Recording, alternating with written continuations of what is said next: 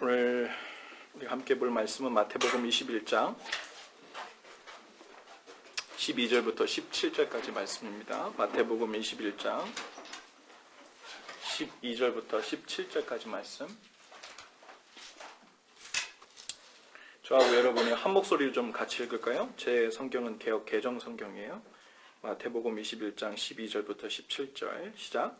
예수께서 성전에 들어가사 성전 안에서 매매하는 모든 사람들을 내쫓으시며 돈 바꾸는 사람들의 상과 비둘기 파는 사람들의 의자를 둘러엎으시고 그들에게 이르시되 기록된 바 내 집은 기도하는 집이라 일컬음을 받으리라 하였거늘 너희는 강도의 소굴을 만드는도다 하시니라.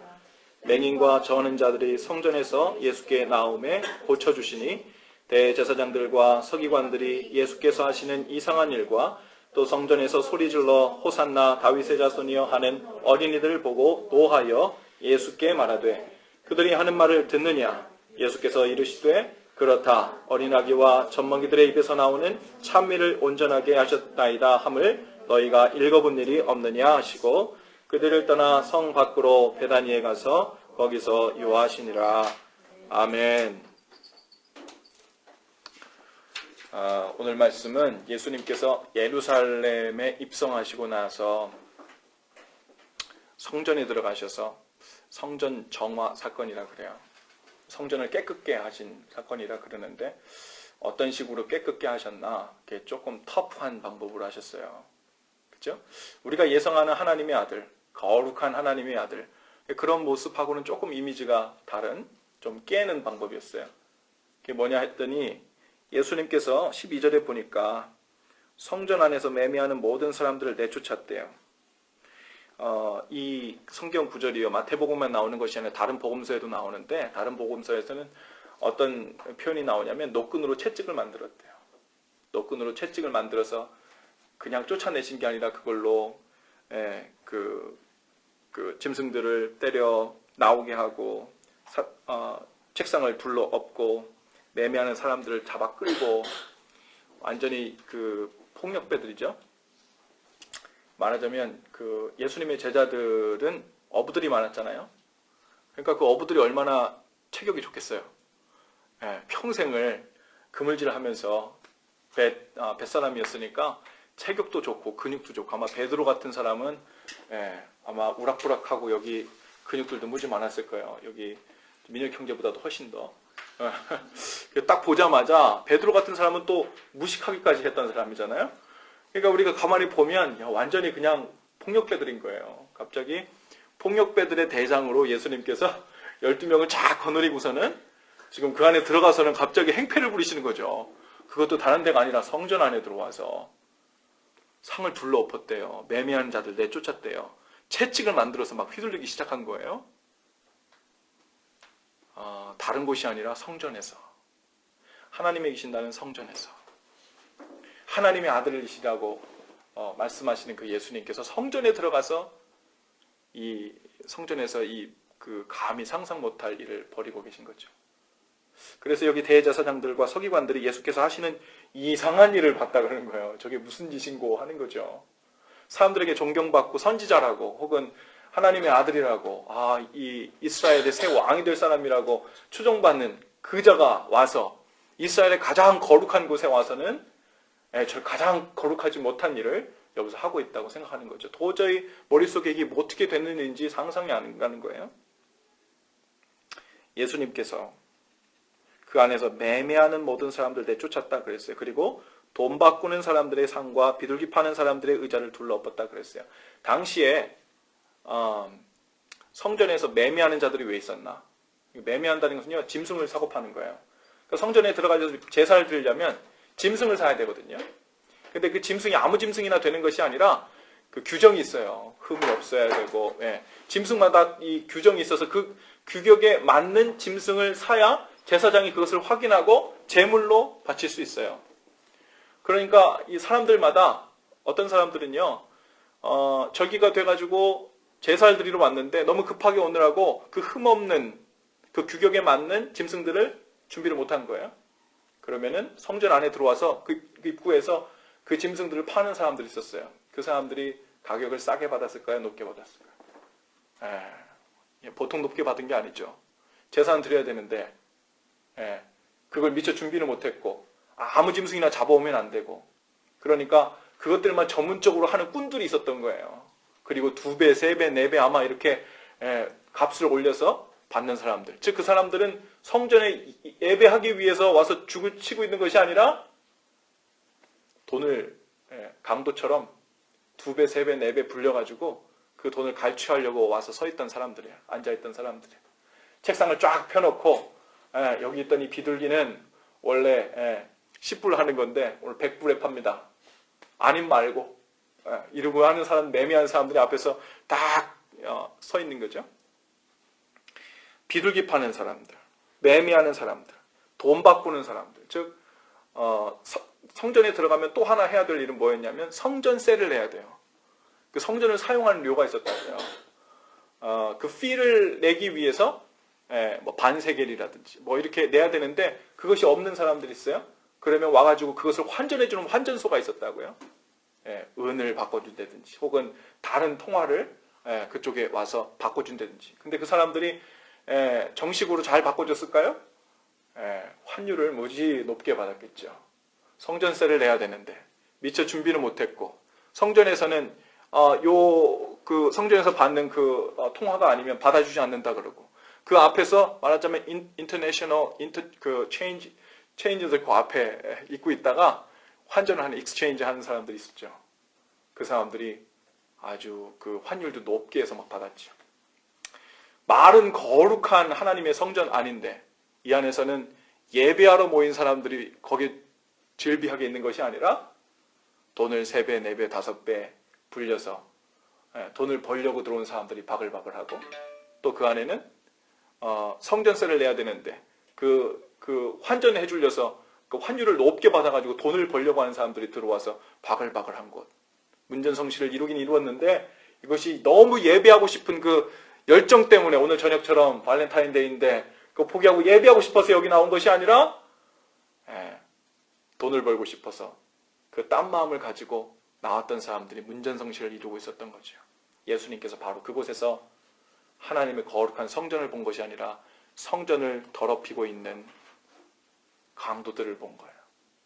그래서 예수님께서 상을 둘러엎으시고 너 채찍을 만드시 내쫓으시고 비둘기들을 제사 드릴 것 다 필요 없다. 비둘기들을 다 내보내고 또 거기에 있는 모든 짐승들을 다 우리 밖으로 나오게 해서 쫓아내는 일들이 여기서 발생하게 된 거죠. 그리고 예수님께서 13절에 이렇게 말씀하십니다. 그들에게 이르시기를 기록된 바 내 집은 기도하는 집이라 일컬음을 받으리라 하였거늘 너희는 강도의 소굴을 만들었도다. 근데 이들이 단순히 그 익스체인지 해주는 사람들 혹은 짐승을 파는 사람들 뿐만 아니라 이 사람들과 누가 결탁했을까요? 제사장들. 제사장들도 그들에게 한편이 돼서 그 안에 들어와서 매매할 수 있도록 허락을 해주고 퍼미션을 주고 그 피를 받고 이런 일들이 그 안에서 비일비재하게 일어나니까 이거는 성전이 아니라 강도의 소굴이 되었다고 오늘 예수님께서 그렇게 말씀하시는 거예요. 참 신기한 것은 성경에 성전이란 말이 참 많이 나오는데요. 눈에 보이는 성전도 이야기하지만 예수님께서 우리에게 성전에 관해서 얘기하시면서 또한 신약 성경에도 성전에 관한 얘기가 많이 나오는데요. 그 중에서 특별히 바울이 우리에게 말한 이야기들 중에 좀 우리가 주목해야 될 것은 누가 자꾸 카톡을 보내나 봐요.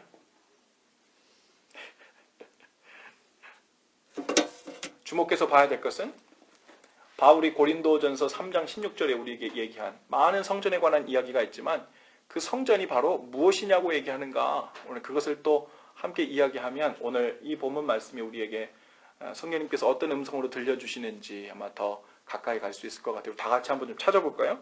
고린도전서 3장 16절이에요. 요한복음 3장 16절이 아니라 고린도전서 3장 16절 그리고 17절 말씀을 우리 한번 찾아봅시다. 다 같이 한 목소리로 좀 읽어봅시다. 고린도전서 3장 16절 17절 시작. 너희는 너희가 하나님의 성전인 것과 하나님의 성령이 너희 안에 계시는 것을 알지 못하느냐. 누구든지 하나님의 성전을 더럽히면 하나님이 그 사람을 멸하시리라. 하나님의 성전은 거룩하니 너희도 그러하니라. 아멘. 성전이 뭐라 그래요? 우리가 하나님의 성전이라는 거예요. 왜요? 성령 하나님께서 우리 안에 거하시기 때문에 그래요. 성전이 왜 성전이에요? 성전은 거룩할 성자잖아요. 그렇죠? 그것이 거룩한 땅인 이유는 성전이라는 어떤 규격을 가지고 그런 모양으로 만들었기 때문에 그 빌딩, 그 건물이 성전인 것이 아니라 거룩하신 하나님께서 그곳에 임재하시기 때문에 성전이 되는 줄로 믿습니다. 성전이 다 지어놨지만 하나님께서 그곳에 계시지 않으면 그것은 성전이 아니죠. 그런데 예수님께서 승천하신 후에 예수님께서는 우리에게 또 다른 보혜사인 성령님을 보내주셨어요. 근데 그 성령님이 어디 계신가 하고 봤더니 건물인 저 교회 건물 안에 있는 것이 아니라, 물론 그곳에서도 우리가 모일 때 임재하시지만 기본적으로 각 사람의 믿는 자들의 마음에 임재하신다는 거예요. 그것을 성전 삼고 그 안에 계신다는 거예요. 너희가 하나님의 성전인 것과 하나님의 성령이 너희 안에 계시는 것을 알지 못하느냐. 성령께서 우리 안에 계신다는 거예요. 여러분 안에 계신 성령님을 느낍니까? 믿으세요? 어떻게 하세요? 막 불같이 타오르는 마음이 있어야 돼요? 방언이 막 터져야 됩니까? 성령께서 우리 안에 계신 증거가 뭐예요? 제가 여러분에게 증거를 보이겠습니다. 예수님의 하나님의 아들이요 우리의 주인이시며 천지를 만드신 하나님의 아들이며 우리의 구원자이심을 여러분 믿으십니까? 믿으세요? 여러분 입술로 아멘 할 수 있으면 이것은 여러분이 한 것이 아니라 여러분 안에 계신 성령께서 그런 믿음을 주셨기 때문에 한 거예요. 제 말이 아니라 고린도전서 12장 3절 말씀해 보니까 거기서 이렇게 말씀하세요. 누구든지 성령으로 아니하고는 예수를 주시라 할 수 없대요. 우리 안에 성령님께서 예수님을 나의 주인이요 구원자로 고백할 수 있는 그 믿음과 마음을 주시지 않으면 누구든지 예수님을 주라고 구원자라고 얘기할 수 없다는 거예요. 여러분이 제가 질문했을 때 예수님을 당신의 주인이요 구원자로 하나님의 아들로 고백합니까? 하고 아멘 할 수 있다면, 그리고 하나님을 아바 아버지라 부를 수 있다면 그것이 곧 성령께서 증거하시는 것이고 성령께서 여러분 안에 오셨다는, 그리고 계시다는 증거입니다. 즉 성령께서 우리 안에 계시면 우리는 하나님의 성전입니다. 성전. 자, 그러면 우리 마음이 주님 계신 성전이라 그랬어요. 그럼 다시 아까 그리로 돌아가서 우리 마음의 성전이라 그랬는데 예수님께서 만일 우리 마음의 성전에 들어오신다면 어떤 광경을 보실까?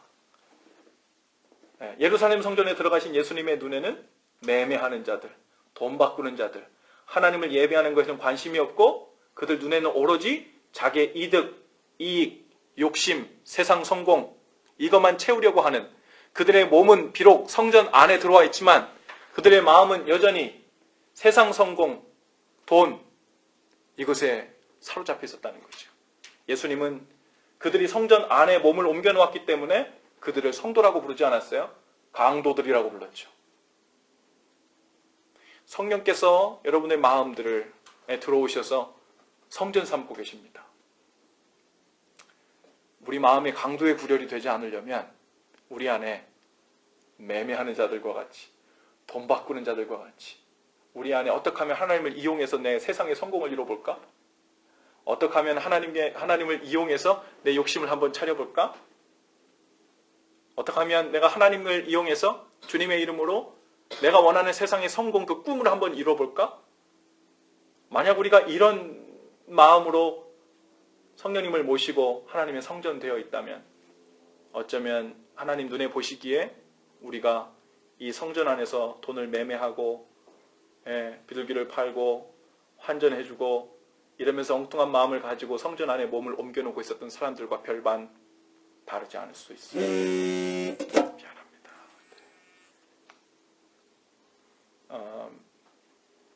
제가 오늘 여러분에게 카톡을 보내면서 제목을 내 마음 그리스도의 집 이렇게 했어요. 로버트 멍어라는 사람이 쓴 책 중에 내 마음 그리스도의 집이라는 책이 있어요. 아주 얇은 동화책 같은 책인데 어떤 내용이냐면요. 예수님께서 우리 마음의 성전 삼아 우리 마음에 들어오신다는 거예요. 그런데 우리 마음의 집에는 일반 이런 가정집처럼 거실도 있고요, 키친도 있고요, 안방도 있고요, 서재도 있고 이게 다 있다는 거예요. 그런데 우리가 예수님을 내 마음의 성전, 내 마음으로 모셔드릴 때 사람마다 예수님을 영접하는, 웰컴하는 그 수준이 다 다르다는 거예요. 어떤 사람은 예수님을 내 마음 성전에 모셔드렸는데 어디로 모시고 들어가냐면 거실에까지만 놔요. 거실까지만 데리고 들어가서 주님 뭐 드실래요? 차 한잔 하시고 가시죠. 하시고서는 와서 인사 나누고 어떻게 지내셨어요? 그리고 다시 돌려보냅니다. 우리가 예수님을 우리의 마음의 성전에 모실 때 그런 식으로 예수님을 주일마다 와가지고 어떻게 지내세요? 한 주간? 저도 잘 지냈습니다. 안녕하시고요. 그럼 다음 주 주일날 또 봬요. 이러면서 우리 마음의 거실에만 들어왔다 매번 왔다 갔다 하시게 하는 그런 모습으로 우리가 주님을 우리 마음에 모셔드릴 수 있다는 거예요. 어떤 사람들은 키친으로 데리고 예수님을 모시고 가요. 키친은 뭐가 일어나요? 먹고 즐기면서 그 안에 펠로우십 교제가 일어나는 거잖아요.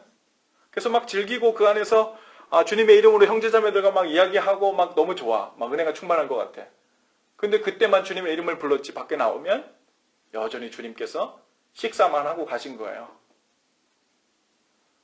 그런데 결론은 이거예요.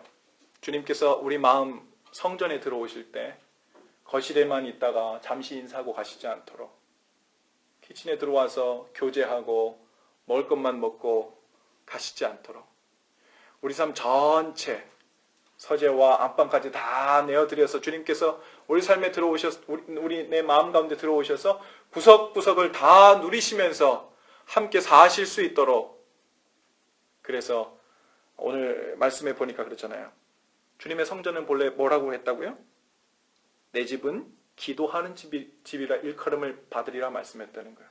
기도하는 집이어야 된대요. 원래 성전은. 기도하는 것이 단순히 두 손을 모으고 무릎 꿇는 것을 이야기하는 것이 아니라 기도, 이것은 주님과 우리와의 spiritual communication이에요. relationship이에요. 우리는 기도를 통해 주님을 만나고 주님의 음성을 듣고 주님의 마음을 알고 또 우리가 변화됩니다.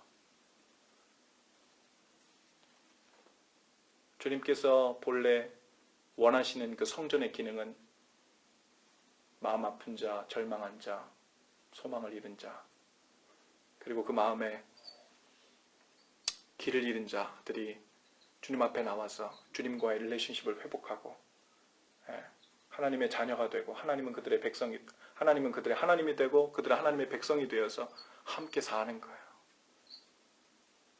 그게 성전의 기능이라고요. 주님의 마음을 알아 그 뜻을 따라 우리가 그것에 순종하며 사는 거예요. 주님께서 우리 마음을 성전 삼아 들어와 계시다면 여러분들은 그 성전에서 지금 무엇을 하고 있습니까?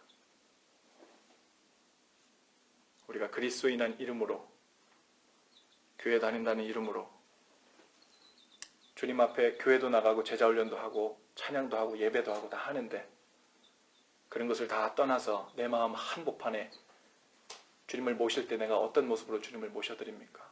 내 삶, 내 집 구석구석 다 들어오셔서 주인이 되시도록 모셔드립니까?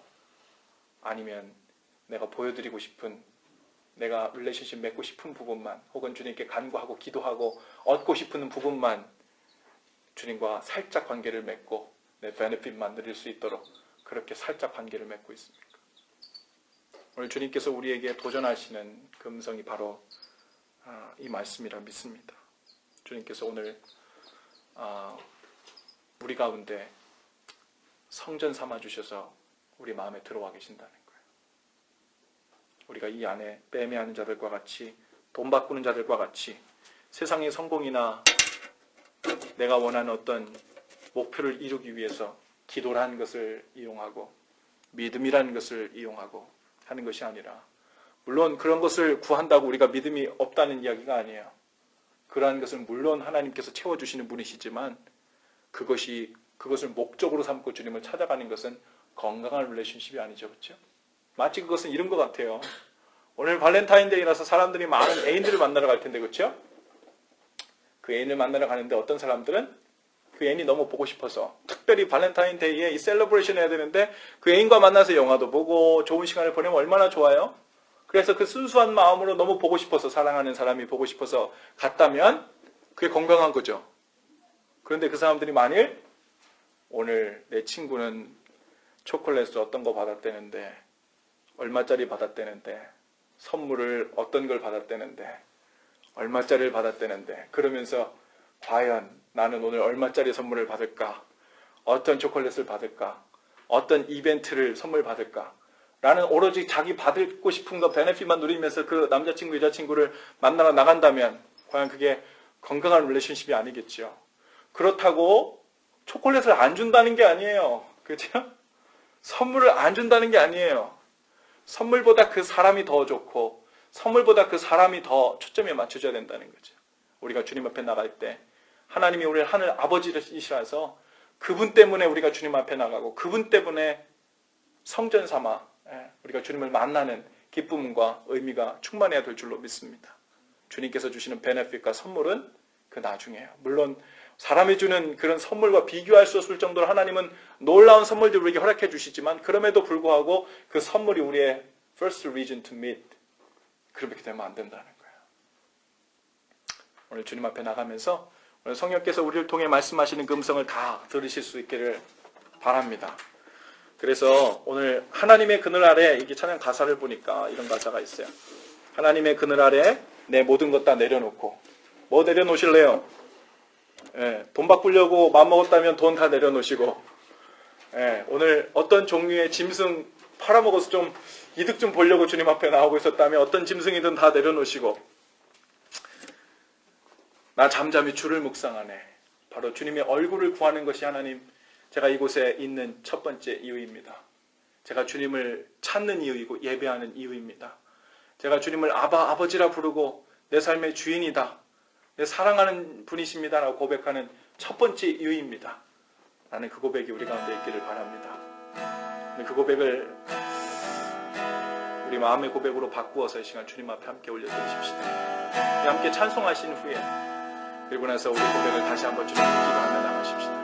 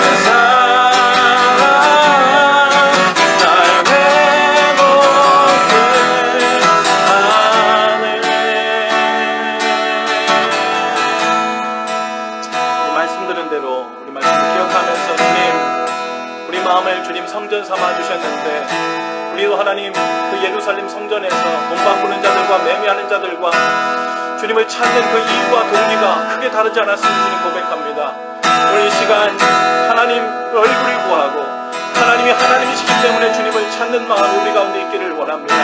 하나님 그 사랑이 너무 커서 하나님 사랑을 갈망하고 원하는 하나님 그 소원이 주님을 찾는 첫 이유가 되게 하여 주옵소서. 주님 사랑이 우리 가운데 먼저 내려진 것처럼 모든 것 다 내려놓고 주님 사랑을 갈망하는 마음을 허락하여 주시고 그 마음이 점점 더 커져 하나님과의 관계가 더욱더 깊어지고 넓어지고 높아지도록 인도하여 달라고 우리의 손을 주님께 하나님이 함께 고백하며 나가십니다.